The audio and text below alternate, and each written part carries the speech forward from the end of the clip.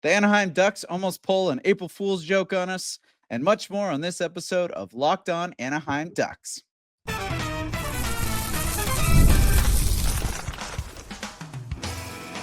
You're Locked On Ducks, your daily podcast on the Anaheim Ducks, part of the Locked On Podcast Network, your team every day.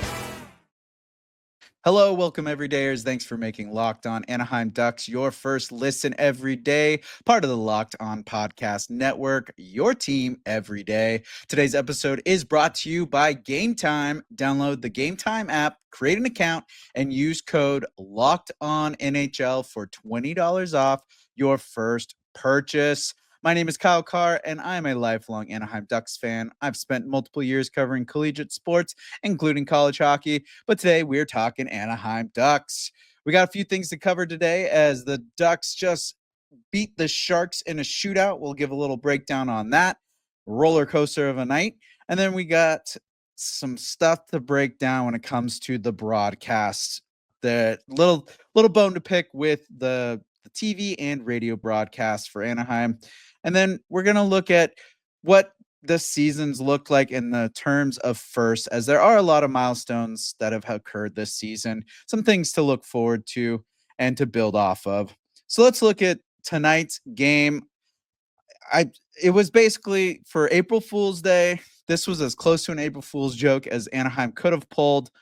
They even put on Twitter, we're not doing an April Fool's joke. That's not happening today. But today's game, I swear, was about as close as you could get. They came out extremely hot against San Jose. They took the lead early with a three. First off, they score the first goal, which I talked about yesterday. They need to get the first goal of the game. They've been needing to do that for a minute now, and they do. They finally go out there. They get the first goal. Then they give up a tie, and then they come back and get two more. So they start off the first period with 3-1 lead. They do fight off a 5-on-3 power play that San Jose had there in the first period. And then they also got a power play goal, their first power play of the game. They score on it. It was almost unbelievable. Oh my gosh, the Ducks, they are killing it. They get a power play goal. They get the first goal of the game. They're starting off the period well. But then the second period comes along and the brakes were put on for this team. They were coming out full gas. Second period comes around. It was like a different team was out there. The full brakes, full bore. San Jose came out just cruising around. It was like the Ducks just gave up or something. I don't know what happened in that intermission, but the Ducks came out super slow in the second. They were outshot 14-4. The puck was basically in their zone the entire time. They were defending most of the period, couple penalties, but overall they were very, very lucky that they got away with not giving up any score during the second. It was all San Jose the entire second period. Then the third period comes around. It looks like they kind of picked it up. It was a lot of possession time for Anaheim, but then there's a 4-on-4 penalty that happens. That turns into a 4-on-3. Then those end. Then it comes back and the Ducks get a penalty they get a power play, and then they get a 5-on-3. It's like about a minute and 35 seconds of a 5-on-3, and they couldn't get anything past Georgiev. It was kind of an embarrassment of riches on the shots, but again, the power play, to me, it just looks so static, especially when you have a 5-on-3. There's so much opportunity to move the puck, and you can have they have so many fast skaters that could skate around and get those three defenders tired and worn out, and they didn't really do that. They just continued to use the umbrella, trying to get McTavish with the 1T. They love the 1T play mentality on this power play, and I would love to have seen a lot more puck movement with their feet and the puck handler actually skating around and creating havoc. Use a bumper play here and there. Just needs a lot more movement out there. And it kind of goes back to that trend of the second period. Just very slow, very static. People not moving their feet. Players off the puck, just kind of standing still. And then once the play starts going, they can't even get up into the neutral zone with numbers because they're just sitting there. There's no preemptive movement. Then with the 5-on-3 getting killed, San Jose comes back and then they get a goal. They make it 3-2. This was a very controversial goal, at least in my opinion. The San Jose offensive player, there's a guy who comes streaking through the middle of the net, basically gets elbow on Dostal's head. It was his elbow or hip, but either way, Dostal gets blasted in the face, completely out of play. He's down and out on the ice, zero whistle on the play. The goaltender is completely on the ice, on his stomach, just laid out, no whistle from the refs. The Anaheim players, Zellweger and I believe it was Nesterenko, they go to attack the guy because he just blew up their goaltender out in the middle of nowhere. So they go, answer the bell for him. And in the meantime, the Sharks get a goal in it. There's no whistle. Cronin was completely detested. But there was nothing they could do. There was no challenge. I thought maybe they could challenge for basically that there should have been a stoppage in play because of Dostal getting hit and for goaltender interference, because I'm pretty sure that's still a way they can still call it a dead play if there is goaltender interference like that. So I don't know. They don't challenge it. It stands. It's still 3-2. So then the Ducks, again, they're fighting. And then a beautiful play down low. Another player, Isaac Lunderstrom, he does blow an edge. So that kind of leaves the player open. But the guy that he was defending, he's the one with the puck. And then there's a guy just backdoor wide open, no one defending him. And they just cross crease, goal, easy open net. Nothing really Dostal could do. Tie game. And I'm telling you, I was screaming, just losing my mind. I was having flashbacks of Buffalo where they gave up 3 goals and didn't even get a point out of that game. So I'm stressing out. This is it. If Ducks lose to San Jose in regulation, the season is completely over. Like they're out of contention for the playoffs. But luckily, it does go to OT. It does give San Jose a point, which doesn't really matter. Goes to OT. There's a bunch of chances. Terry gets a chance. They got Zellweger with the chance. Then we got a play between Zegras and Carlson. Zegras does a little behind between the legs. Carlson can't make it. McTavish gets a chance. There was just so much opportunity. And then same for the Sharks. They had a couple opportunities, but it does go to a shootout. And then the shootout, Zegras, he was 3 for 3 on the season. Unfortunately, he does not get one. And then Carlson, Georgiev reads that. But luckily, Dostal stands up Will Smith and Celebrini. And then McTavish, he comes down, gets a beauty, puts the moves on Georgiev and gets a nice 5-hole. He just slams it 5-hole, gets the Ducks on the board for the shootout. And then Dostal stands tall against Toffoli.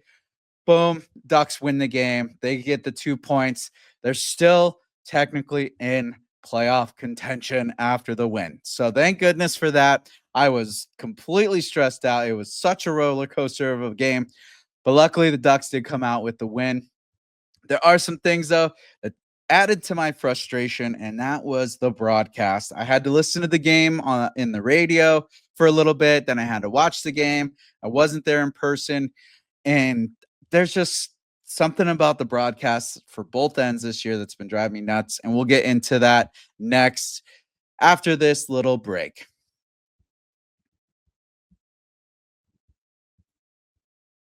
Do you ever check your bank account and wonder, where did all my money go? I know I do it all the time.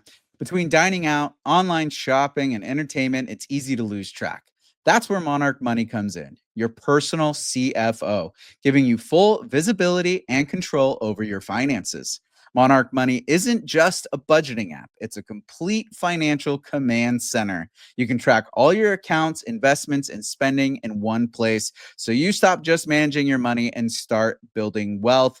I know I'm extremely excited about the Star Wars movie coming back into theaters. And so when I think of Command Center, I think of Star Wars. When I think of money I'm going to be spending, I got to go to Monarch Money and check to make sure I got my funds together and then I'm saving up so I can take control of the empire. But Monarch Money has everything right there. My bank account, my spending, everything that I need to see. Monarch Money's got me, and it's actually helping me build more wealth than actual just saving money. So take control of your finances with Monarch Money. Use code locked on NHL at monarchmoney.com for 50% off your first year. That's monarchmoney.com, code locked on NHL for half off your first year.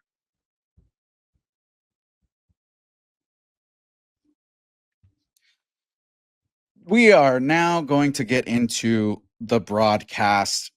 And if you've been following the Ducks for a few years now, you knew when they were on the Fox Sports and they were on the radio, they had actual network channels and an actual spot on the radio.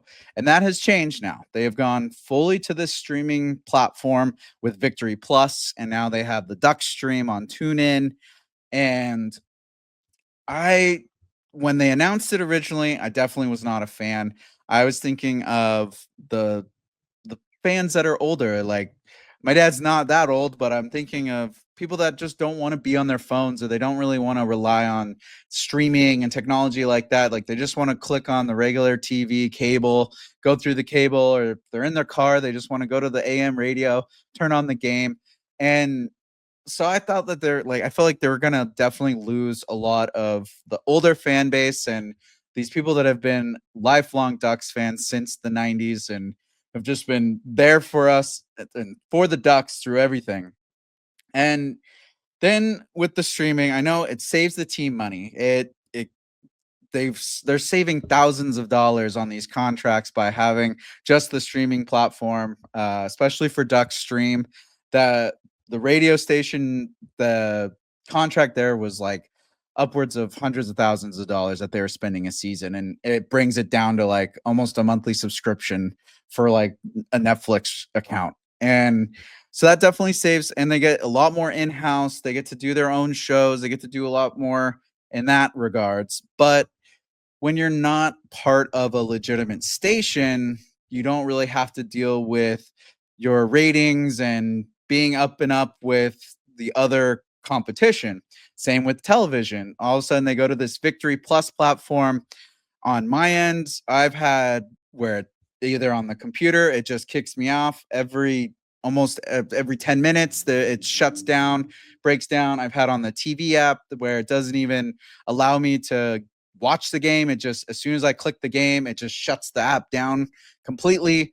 There's been so many little technical issues, and they've said that it's been going on well for the team, but I really haven't had a lot of enjoyment overall with the app. Um, yeah, it's nice to like not have to worry about the having cable if you're not really into cable and you can just have the app. But again, it leaves a lot of customers out of the loop. They do have it on the local channel sometimes, but it's overall just kind of added this extra step for people to watch the game. And then again, with the not being part of a studio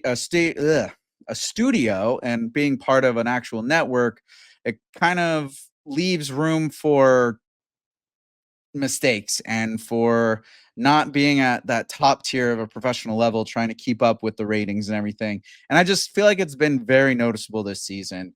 Um, Today in tonight's game, on the TV broadcast, John Allers is not trying to call him out or anything, but he's talking about the NCAA Frozen Four coming up, and he mentions, "Oh yeah, you got Troy Terry, who we all know is a Boston College or Boston University graduate," which Troy Terry went to Denver University, and then he like completely missed some of the other guys that went to college, and just seems to be all over the place. He called Lacombe Dostal a few times tonight, and he's like, it just seems like he's been mixing up a lot of stuff. I've noticed it in other games. I've had people text me about it, like, did John Allers just say this or did he just say that? And he seems like he's been confusing dates. He's been saying things were coming up and they've already passed, or they're way ahead in the future, but they're like next week. And there's just been a lot of factual information that's been incorrect. And it just like it seems like they're getting slower. Brian Hayward, yeah, he's been there since the beginning. He was the first color, and he's gone through the changes of the broadcast team, and he played goalie and everything like that. But I just feel like there needs to be a little injection of youth and some new talent within the team. They've been voted the worst tandem multiple years in a row, and the last few years it's just dropped a lot. They were when there were actual ratings and they were following all that, they were not doing well compared to the other TV broadcasts. And then with the radio now, there's I love Steve Carroll, but again, these guys are getting up there in age, and the game's getting faster, and it's getting with all the colors and stuff. There's a lot going on, and there's so much youth and talent that is down in San Diego and in the local area with all the colleges and everything. There's plenty of people that can come in and start doing a much quicker, much more upbeat type of broadcast. And I don't know what needs to happen there, if it's management that's like doesn't want to let these guys go, or how the contracts are looking for this crew. But it seems like there just needs to be an update for people that aren't at the arena, because the arena overall they've upped their game tenfold. Like if you go to a Ducks game at the Honda Center, the entertainment value compared to maybe 3-4 years ago, even further on, like it is totally stepped up, especially in the last 2 years. It's gotten extremely better. The product when you go to the Honda Center is extremely well put together. I love the way that they've been doing things. They've been mixing up the music genres. They've been trying to do a lot more theme nights, and the with Ali K and DJ Jojo, like they are in-house has been so well put together with all the new lights and lasers, and they're putting all this effort into going to Honda Center games. But unfortunately, some people cannot always make it to the Honda Center. And for all the fans that are not local and the fans that are across the world, we've got fans in Australia, we've got fans in England, we've got fans in the East Coast, West Coast, everywhere there are Ducks fans. And the value is lost when you're watching a game and you're you're listening to the broadcast and you're hearing things that are completely wrong, or people being called the wrong name, or it just takes you out of the game and makes you confused and not really focused. And then there's play going on and you can visually see that there's stuff happening and it's in the zone, but they're going off on a tangent about some player and their family, or like something that's not related, that doesn't need to be talked about at the time. And it just seems like there's been a lot of mix up there. And on the radio, Steve Carroll, like I said, he seems like he's kind of lost a little bit of his step with calling out the names and being on top of the game. You can kind of hear a lot of delays and pauses. And then with Emerson being his partner, I love that he's a former player and he's definitely gotten better than when he first started. But it seems like he doesn't really have his thoughts together as the color commentator, and he repeats a lot of the same phrases. And I know I'm guilty of it myself. And when you're trying to spit stuff out, stuff happens like that. But it seems like he kind of doesn't really know what to say. He tries to just say something to fill the air and then rushes a thought through, and just it's like, oh, okay, or thank you.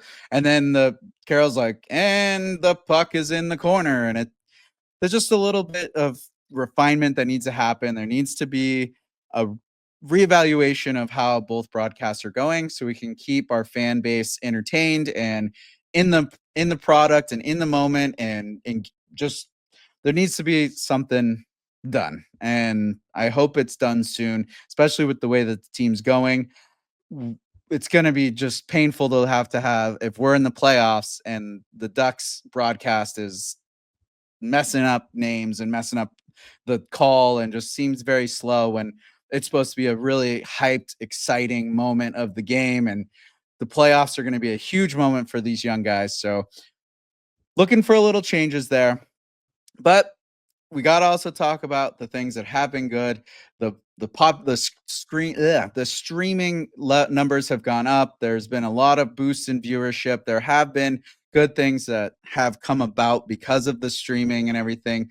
But just because numbers are looking better, those can always go down because it is the newest product and it's the newest way that they're doing it. And we don't want to lose those numbers. So that's my take on that and the broadcast. And I really hope that they step it up, and I don't want the guys to have to lose their careers. I never want anyone to lose their jobs, but they need a little kick in their step, get a little jump or something, and maybe get a little wake up call. But looking at the next kind of season and everything, we got to look at what's been going on this season. And there has been a lot of positives, like I said, with the streaming, but there's also been a lot of positives with the team. And we'll get into kind of where we're at and how the Ducks are looking with regards to a season of firsts. Looking for a snack that's both delicious and nutritious? Crack into a good source of protein with Wonderful Pistachios. Wonderful Pistachios is one of the highest protein nuts. Each 1 ounce serving has 6 grams of protein, giving you over 10% of your daily value. Plus, they're packed with fiber and better for you unsaturated fats to help keep you feeling fuller longer. Had to do a little traveling this last week, and I can tell you it drains you. But when you just need that little extra boost, Wonderful Pistachios, pop open a bag, get a little munching going, and you're right back at it, feeling good, ready for whatever the day brings for you. So make sure you get snacking and get cracking with the snack that packs a protein punch. Visit wonderfulpistachios.com to learn more.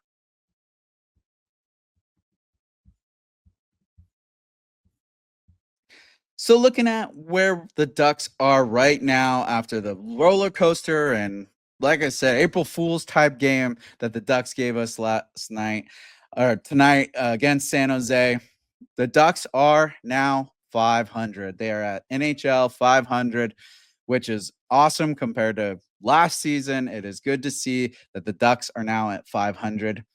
They are still not officially bounced from the playoff contention. There's a little room there, they're still technically there. There's no E next to their name yet, but St. Louis did win their game, so now they have 89 points and Minnesota has 88. So that would mean that Anaheim would have to win every single game the rest of the season, and Minnesota has to lose, and all the other teams cannot be beyond 88 points. Is that really realistic?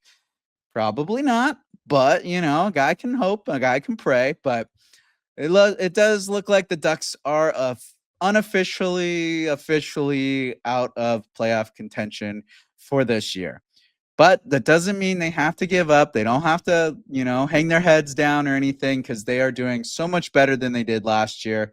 And it's visible with a lot of the personal records and things that have been being set. And some of the things that have happened this year, we had Leo Carlson. He gets 20 goals, and he is the first player to get 20 goals under 20 years of age.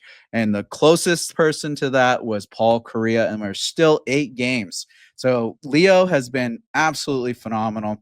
Love to see that he's been taking all the confidence from the Four Nations tournament and actually putting it into play. And you can just see it's a lot more lighted on the bench, and the players are really picking up on his prowess and his confidence. And like he said, they all got that dog in them. And one thing I've noticed too, and this was kind of brought up by Felix Sicard, he's on one of the local podcasts. He showed the fact line or stats line that Leo has been playing a lot better once they put Cutter Gauthier on the line with him and Killorn. Both of them have been producing a lot more now that Cutter's there instead of Zegras, and Zegras has been assisting a lot more with Mason McTavish. So that little mix up by Cronin was great. The third line is definitely, it's technically the second line, but the way they've been playing, it's like they're a third line, and that's Vetrano, Strome, and Terry. They have been struggling. You could tell there's a little bit of visual frustration coming from them as they've been kind of shut out of things the last couple few games for them. So definitely want to see something come for them in the last few, and hopefully they can get a few more points to finish out the season. Don't know if they need to get a little split up, maybe put Terry down with Zegras and McTavish, and just to get him with some youth and mix it up a little bit that way, just to give him that little spark. But when it comes to those records, we got Mason McTavish.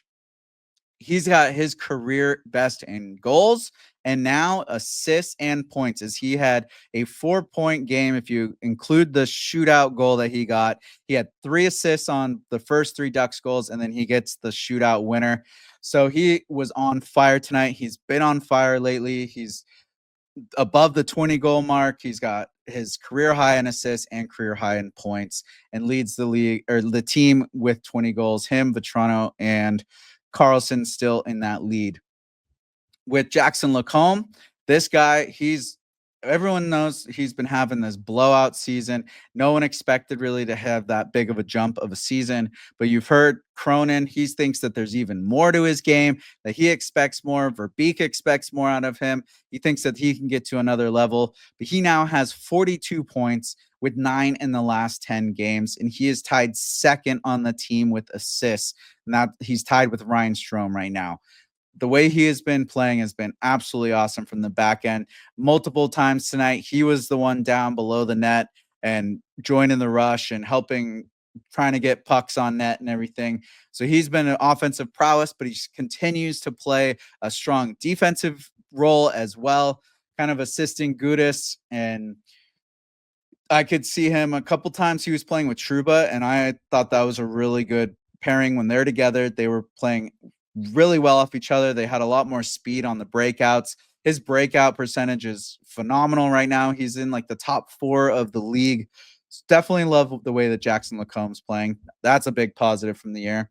Troy Terry, this guy, he is 6 assists away from his career high in assists. So only 6 assists needed. There's 8 more games. Let's hope those guys can start getting something. That'd be nice for him to have a personal record this year, as he's had some pretty awesome seasons when it comes to points and goals in the past.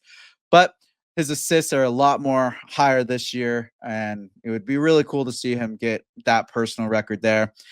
Now, Cutter Goche, with all these guys making 20 goals, Cutter's only 5 goals away, and he's been on an absolute tear lately. He's been scoring in the last few, and he's been feeling it as well, up on that top line with Carlson. So I could see him getting that milestone as well, for him to reach 20 in his full first season with the Ducks.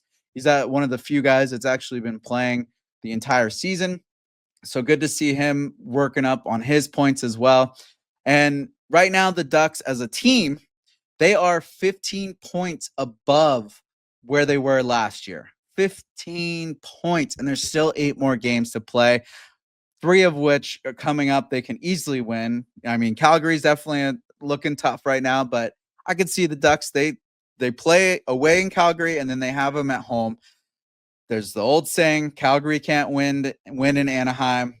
It was broken this year a little bit, but let's see if they can keep that, the history going there and beat some Calgary Flames tushies. And then we got Vancouver. We know that they can beat the Vancouver Canucks as well. They've done it this year. It's been a little back and forth between those two. The Oilers, they smoked them last game, so they got the Oilers coming up. There's a lot of games that the Ducks can get some points to just keep busting up their record this year. And looking at the last few years, since the COVID shortened season, the Ducks have only had 76 points as their highest, and they are 2 points away from that right now. So the last couple of years, they were sub 60 points. They had the 76-point season right after COVID. So it's definitely looking a lot better. They're stepping up. They're making those jumps where they need to. And then the big thing that they've definitely made a huge stride right now is that they have not been giving games up. They have been battling. Tonight was a little close. It was a little scary the way that they kind of went flat for half the game, but they have really not been holding their heads low or kind of just letting the game get away from them. They continue to battle, and that is a huge step from the last couple of years, and it's vibrating through the entire locker room. You can just tell on the bench. You can tell by the energy of the players, the way they're giving their post-game speeches, the way they're showing up at practice. There's definitely a much better vibe around the team right now, and they need to carry that forward and just continue to enjoy the rest of the season. They got a little bit of a road trip ahead. Good to get away from the fam life and the dishes and mowing the lawn and everything. Have some team bonding up there in Canada. enjoy the little road trip, come back, have a couple home games.